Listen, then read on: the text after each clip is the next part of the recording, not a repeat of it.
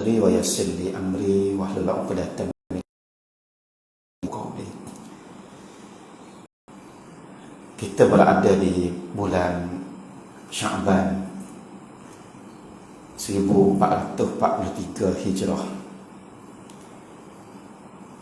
Nabi SAW dan sampaikanlah kami kepada bulan Ramadan.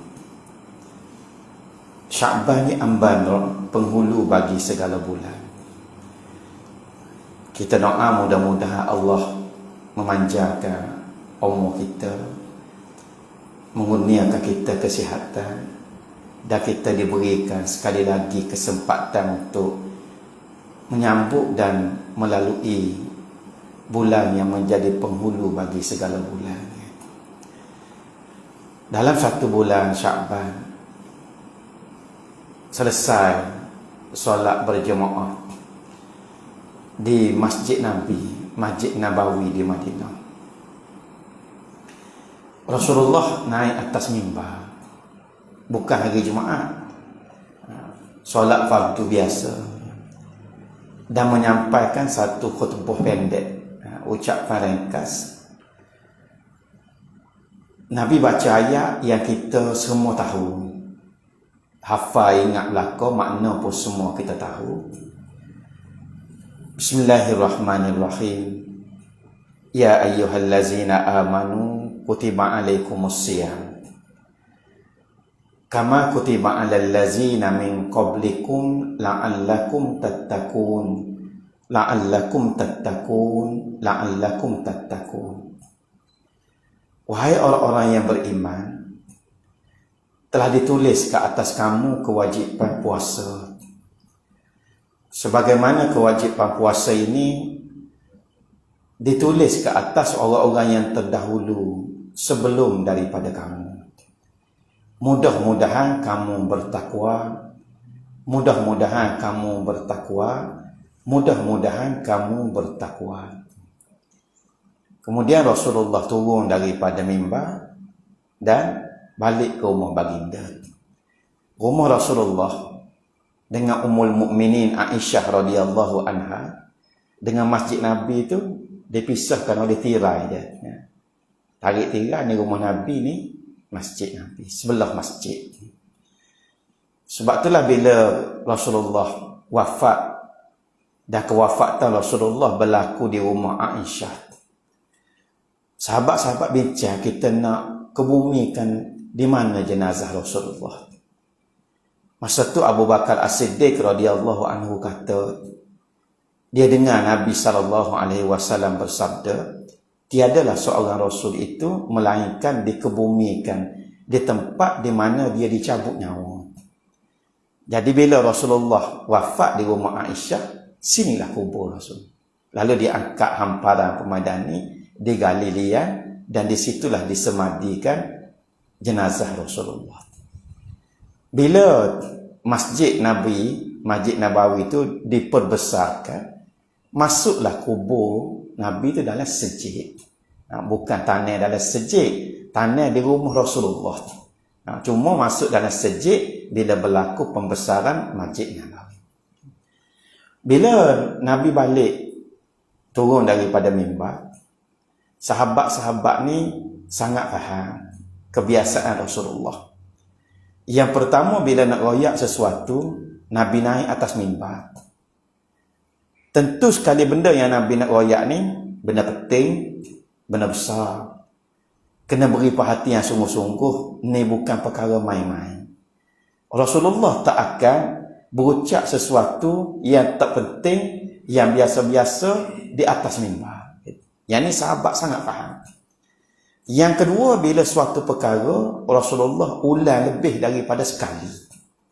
Dalam kes ni yang Nabi ulang lebih daripada sekali, la'allakum tattaqun, la'allakum tattaqun, la'allakum tattaqun. 3 kali Nabi ulang. Lalu di kalangan sahabat pakak tanya, siapa di kalangan kita yang boleh cerita apa makna takwa sehingga Nabi ulang 3 kali tadi? Bangunlah Sayyidina Ali karramallahu wajhah. Sahabat-sahabat lain kita doa dengan radhiyallahu anhu. Sayyidina Ali karamallahu wajhah. Saya tanya juga kawan-kawan masa ngaji di Arab dulu, bapa Sayyidina Ali kita doa dengan karamallahu wajhah. Kata kawan-kawan Arab, sebab Allah memuliakan wajah dia. Karamallahu wajhah ni maknanya Allah muliakan wajahnya. Sebab Sayyidina Ali ni dia tidak pernah sujud kepada berhala. Dia Islam jak kecil lagi, umur 6 tahun dia dah masuk Islam. Sepupu Rasulullah, natu Nabi. Sayyidina Ali lah yang diamanahkan tidur di atas tempat tidur Nabi dalam peristiwa hijrah. Berani dilantik menjadi panglima dalam beberapa peperangan. Di antaranya perang Khaybar, perang lawan orang Yahudi. Orang Yahudi duduk dalam kubur di Khaybar, Sayyidina Ali duduk di luar. Sayyidina Ali tepik orang Yahudi dalam kubur ni ketada. Sebab dia ada suara yang sangat lantang. Sebab itulah bila turun ayat, ya ayyuhallazina amanu innamal khamr wal maisir wal ansab wal azlam rijsum min amali syaitan fajtanibuh la'allakum tuflihun. Wahai orang-orang yang beriman, sesungguhnya arak, judi, berhala, tenung nasib, ni semua kerja keji daripada kerja setan. Maka jauhilah dia, mudah-mudahan kamu beroleh kejayaan. Masa tu orang Islam minum arak lagi. Sebelum daripada turun ayat ni, Rasulullah perintahkan Sayyidina Ali pergi di lorong-lorong di Madinah baca ayat ni supaya orang dengar. Sayyidina Ali ni suara dia derah. Dia masuk lorong-lorong di Madinah, dia baca ayat ni. Orang Arab pakat waktu ubik belakang payah arak sipai rumah tu pecah. Curuh arak sehingga arak ni mengalir di lorong-lorong di Madinah. Banyaknya orang Arab ni sipai arak. Sayyidina Ali kata, takwa ni dia pernah dengar daripada Rasulullah. Ada 3 makna. 1, 2, 3. Makna yang pertama takwa ni ialah al-khawfu minal jalil. Kamu takut kepada Allah, Tuhan Rabbul Jalil. Hak ni yang pertama. Yang kedua, waridha bil qalil. Kamu redha dengan yang sedikit. Yang kedua, liyaumir rahil. Takut kepada Allah, Tuhan Rabbul Jalil. Takut kepada Allah dok sama dengan kita takut kepada benda-benda yang menakutkan atas dunia. Atas dunia ni kalau kita takut korima, bunyi jauh lagi kita lari dah. Kita akan dengan rasa berharap. Ni bukan takut nak lari, takut yang jadi kau dekat. Sebab kalau dengan rima takut ni tak nak agak langsung ni. Tapi dengan Allah al-khauf, takut waraja, kita berharap. Dengan makna lagi takut kita dengan Allah, kau dekat. Lagi takut semakin dekat. Lagi takut semakin dekat.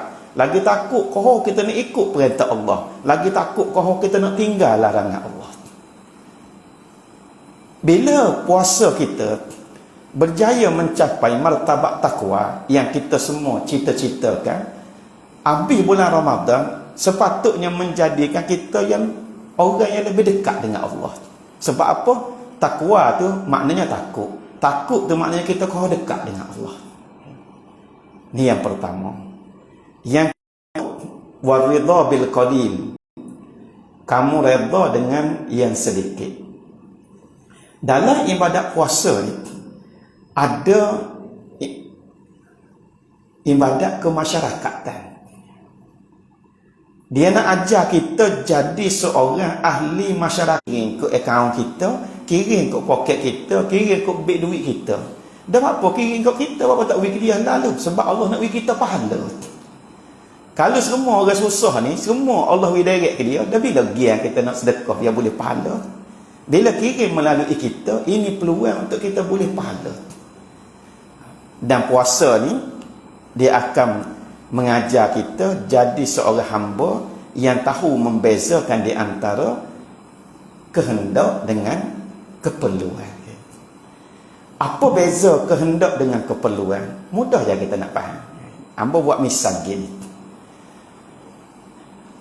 Pukul 4 petang bulan Ramadan, masa kita tengah lapar, tengah dahaga, bertelan tak sedar nak bangun sahur pula, kau lapar. kita pergi ke bazar Ramadan bukit kenok. Time pukul 3, pukul 4 petang. Ketika kita tengah lapar tu, ada tak benda yang kita tengok di bazar Ramadan tu ada sedap. Sedap belaka. Kita tengok ikan keli percik sedap, ayam percik sedap, air tebu sedap, air cincau sedap, sup giabok sedap, nekbak sedap, murtabak sedap. Sedap belaka kita tengok. Masa tu kalau bata jokong tangan liat tu, kita buah atas api, cucur dengan kuah percik, sedap kita tengok, dia kata. Sebab tengah lapar. Kan? Dan kita pun dalam poket ada pipi. Kita pun ikut kehendak kita. Semua suruh sedap kita beli belakang. Kelik tangan kanan 3 supik orang, tangan kiri 4 supik orang. Bibik 7 supik beli. Hak kita berasa sedap. Buka buah dalam pinggan tu penuh meja. Tok bila ban kita minum air segelas. Makan pertama 3 butir. Kuih 2 butir. Alhamdulillah. Kenyanglah kita.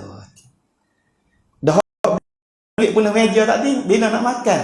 Hak ni kehendak kita. Hak keperluan kita. Sikit tu je. Biar kita tahu membezakan di antara kehendak dengan keperluan. Dan so lagi, bila kita tengok semua benda nak makan ni terliut, tapi tak tengok benda terliut nak makan, gagal-gagal dalam poket, tak ada piti. Cuba kita mikir perasaan orang susah. Kita tak boleh makan kerana Allah tak boleh makan. Orang susah, dia tak boleh makan kerana dia tak boleh nak beli. Biar kita ada satu perasaan untuk menyelami juga rasa saudara seagama kita. Ini satu kata. Dan perut kita manusia ni Allah Ta'ala jadikan sebagai taki, tempat simpan makanan. Kalau motor kita ada taki minyak, hak ni simpan bahan api, hak kita panggil minyak petrol. Taki minyak motor dengan perut kita ni ada beberapa perbezaan. Okay. Yang pertama, taki motor kita dibuat daripada, maknanya dia duduk keras tekung gitu. Kalau kapasiti dia 5 liter, lebih dia akan lipas tubik. Perut kita ni Allah Ta'ala buat daripada bahan kenyal. Dia jenis boleh beri. Sebab tu perut manusia ni tak ada satu kapasiti yang tertentu. Tak usah bimbang makan kan, boleh makan 3 pinggan, boleh makan 4 pinggan, tak lipas sebab perut ni dia boleh beri, dia bahan kenyal. Tu kita isi penuh. Taki hari ni kita guna sikit, pergi baruh kejap, buat mari sejik tak habis. Kita boleh simpan guna esok pula tak? Esok dah habis lagi. Lusa boleh guna. Maknanya hak dah habis kita boleh simpan untuk guna hari-hari seterusnya. Beza dengan makan. Contohnya dengan kerja buat kita seharian, sebenarnya tubuh kita asyik je. Tapi oleh kerana lauk sedap, kena sup giabok, kekeli percik, rabu, kita makan 3 pinggan. Sedangkan sebenarnya tubuh kita hanya memerlukan, kita makan 4 pun dia akan ambil so je. Makan 3 dia ambil so. Dah lebih lagi boleh tak kalau kita buat supaya taki motor kita hak dah habis taruh esok. Sebab ada reserve lagi sepinggan, lusa tak payah makan sebab lebih lagi sepinggan. Tulak baru kita makan semula. Boleh tak buat begitu? Jawabnya tak boleh. Makanlah 5 pinggan pun esok tetap kena makan semula. Lusa tetap kena makan semula. Dah lebih tak ada gimana? Kayak kata tubuh guna sepinggan je, hak lebih 2 tu gimana? Lebih 2 ni bila tak digunakan oleh tubuh kita, dia akan ditukar dalam bentuk lemak. Lemak ni dia duduk bahagian-bahagian tubuh kita. Kalau duduk perut, layaklah kita dapat pingat PJK, perut jalan ke depan. Bila terlebih lemak. Dan lemak-lemak ni sepatutnya bila tubuh kita ni tak ada makanan, dia akan cairkan semula untuk jadi tenaga semula. Tapi dah kita kenyang selama 30 hari semula, masa mana dia nak cair? Jadi kena ada tempoh-tempoh tertentu dalam setahun, sebab lemuk ni duduk pada tubuh kita. Kalau manfaat dia pun, orang gemuk ni tahan sejuk tu. Sejuk dah, orang gemuk tak sejuk lagi sebab lapisan lemuk dia tebal. Hak tu je kalau lebih pun. Kalau jatuh dalam air bakal napung, hak tu. Hak lain-lain tak ada. Jadi lemuk ni mudarat. Bila mudarat, ada masa kita perlu cairkan. Cairkan ni masa mana nak cair? Bila tubuh kita perlu kena. Tika tu dia akan cair lemuk. Dan tika bulan Ramadan ni lah sebenarnya masa untuk kita nak cair semula. Lemuk-lemuk kita kumpul sebelah bulan yang lepas. Tak perlu sebab lemuk banyak kita simpan sebelah bulan makan. Ni hamba cerita dari segi ilmu perubatan secara ringkas.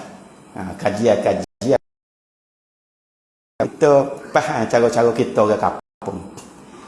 Bila kita makan kita saja, dalam masa yang sama ada kuman-kuman dalam tubuh kita hak tupai sekali. Kuman ni tuan kita makan sedap sokmo, jadi kuman ni segar sokmo sebab kita jatuh sakit. Ini teori perubatan. Sakit sihat ni kerja Tuhan.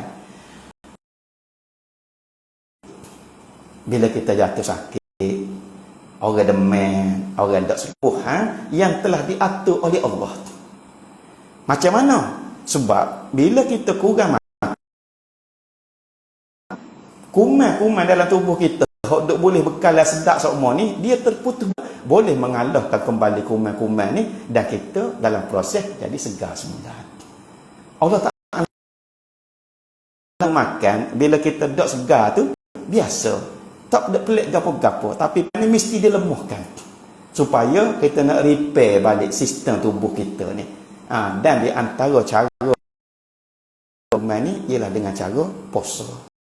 Sebab tu bila kita baca buku pada kaedah rawatan, hatta kita baca satu etika berkaitan dengan rawatan di Rusia, hospital di Rusia, dia gunakan kaedah berpuasa juga. Mula dah mungkin pergi kedai kopi lah pukul 10 nak makan kapal lah. Bila puasa tenang. Jadi betul sebenarnya puasa ni satu kaedah untuk kita menenangkan jiwa, dan dia baik untuk rawatan. Fa in lam tajid, kalau tak ada utama, fa bil ma, dengan air. Hak Nabi kaji ni bukan saja Nabi royak ni. Bapa Nabi suruh buka dengan buah taman. Ada sebab dia. Yang pertama sekali, bila kita dah berlapar, tubuh kita memerlukan makanan yang boleh memberikan tenaga dengan ada penyakit kecil manis. Kadang-kadang bila patang, parah gula tu turun rendah, dia boleh jadi pita. Standby lah dengan ceklat sebutir 2 dalam poket. Kulung dia cepat untuk nak diserapkan ke dalam darah. Dalam banyak-banyak zat gula yang ada dalam buah, bukan gula pasir ke buah. Yang paling baik sekali ialah buah taman. Sebab tu Nabi suruh buka dengan buah taman. Proses pencernaan dan penhadaman dia sangat rekah, dan tubuh kita dah akan dapat tenaga daripada buah taman yang kita makan. Tentu sekali sepanjang hari, lapar lagi, kita tak beratkan sistem penghadaman kita utama. Benda-benda lain, sup giabok, ikan keli percik, gula daging, ayam, bukan tak boleh makan. Cuma dalam tu benda-benda kita sebut tadi tu, zat, lepas tu dia berat. Sebab tu bila kita makan, banyak pula, kita suruh berat tubuh kita. Otak kita pun suruh lemah. Moga tu dipusatkan, nak susah, penuh dalam perut. Dah penuh pula dengan macam-macam. Kita untuk pokok pun dia tak baik. Hamba buat misal gini. Selalu orang tanya, bapa bila kemarau deriap bunga? Bila tu bapa jadi gitu? Kita kiyah dengan pokok sikit. kemarau.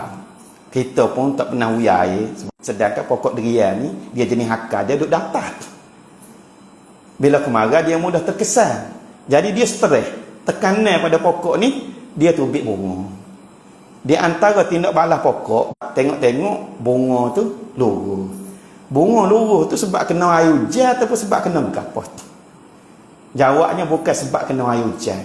Pohon yang kita biarkan kehausan dan dahaga berminggu-minggu ni, bila hujan turun lebat, dia ibarat kita hok lapar air, jumpa air kita togok 5 gelas. Jadi guana.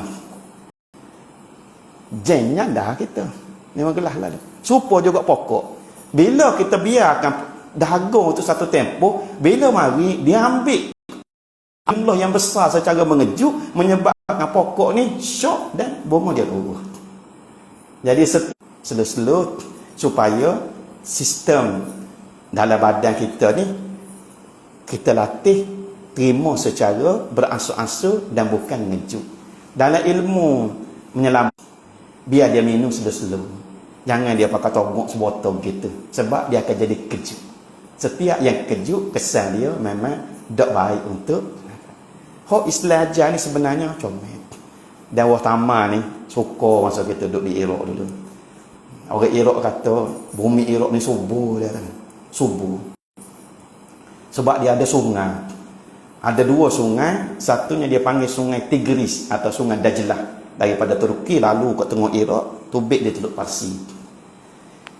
Selagi sungainya sungai Euphrates ataupun sungai Furat. Dia mari daripada Syria lalu ke Iraq, 2 sungai. Bila diairi oleh 2 sungai, menjadikan bumi Iraq ni sangat subur. Apa pun di bumi Iraq ni, dia akan tumbuh besar. Kecuali 2 je dia kata. Tiap api dengan tiap telefon. Maknanya tanah tak besar. Hak lain besar belakang. Dia nak gambarkan suburnya bumi Iraq. Atau pertama ada 40 jenis. Kita bilang-bilang tak raja cukup 40 setakat 4. Akhir bulan 7 start orang petik utama. Pasar dia tu bila dia buh taman baku, dia atur jujur. Sayup kita tengok dia atur taman tu. Kita boleh tengok beza dia. Buah taman. Dia banyak jenis.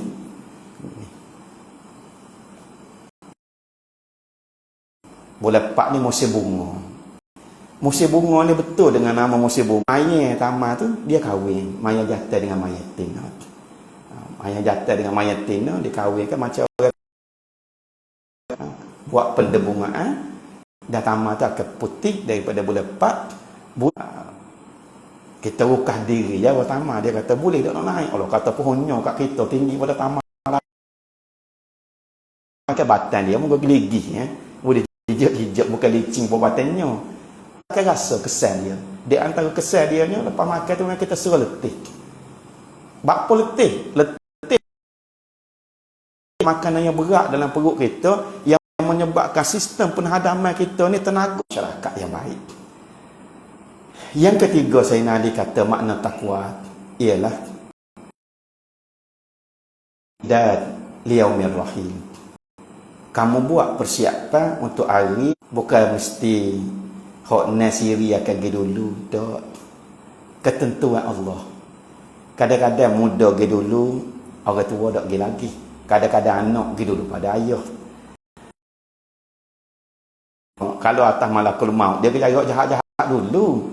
Tapi atas ketentuan Allah. Berapa pun hakikatnya kita penumpang. Di antara orang yang bijak ni ialah orang yang buat persiapan untuk dia nak pergi. Baru hamba buat. Saya dia sebelah kata, aku 5 kali mikir kan nak buat apa-apa. Hak sebelah saya. Aku 10 kali mikir nak buat apa-apa. Bukan dengan aku buat ni sikit lagi, lepas dok nak jawab depan Tuhan seksa. Sekali mikir tu melepasi sempadan kehidupan dunia. Sebab kita hidup keadaan dan kemewahan. Ya kan mari. Daripada zaman manusia zaman dulu lagi, kuasa dia akan mari, kebendaan, kemewahan. Hak halal alhamdulillah kita buat. kita bolehlah satu jumlah duit yang besar. Oh, hati. SPRM tak ada nak ikat. Tapi persoalannya, berapa? Hak kita kata apa yang kita boleh daripada sumber yang haram kerana kuasa yang kita ada. Nyok mulut kita makan. Lepas pada 60, tak berapa dah. Daging kita, anak bini kita, anak-anak kita daripada sumber yang haram. Api neraka. Kita mikir mudah-mudah dengan kita buat tu. Berapa hari Tuhan nak buh kita dalam neraka? Kehidupan dunia. Dah kita makan tak ada 13 tahun je. Tuhan buh dalam neraka 1000 tahun. Klik apuk tak klik modal. Dah kita mana tahu Tuhan nak buh kita dalam neraka sehari. Binasa. Kalau sampai 100 tahun pun hakikatnya kita akan pergi. Nabi Nuh umur 1000 tahun pun. Dulu umur 100 tahun, 200-300 tahun. Dilaka. Tak ada. Mikirlah. Lepas tak kita nak jawab depan Tuhan esok. Bukan cerita kita nak jawab depan Tuhan. Cara mikir merentasi sempadan kehidupan dunia tak kuat. Ubay bin Ka'ab ni sahabat Nabi yang baik. Tak ada kaitan dengan Abdullah bin Ubay, tak kena waris pun. Seorang sahabat yang baca Al-Quran yang sangat indah sehingga Rasulullah hidupkannya dengan berhati-hati.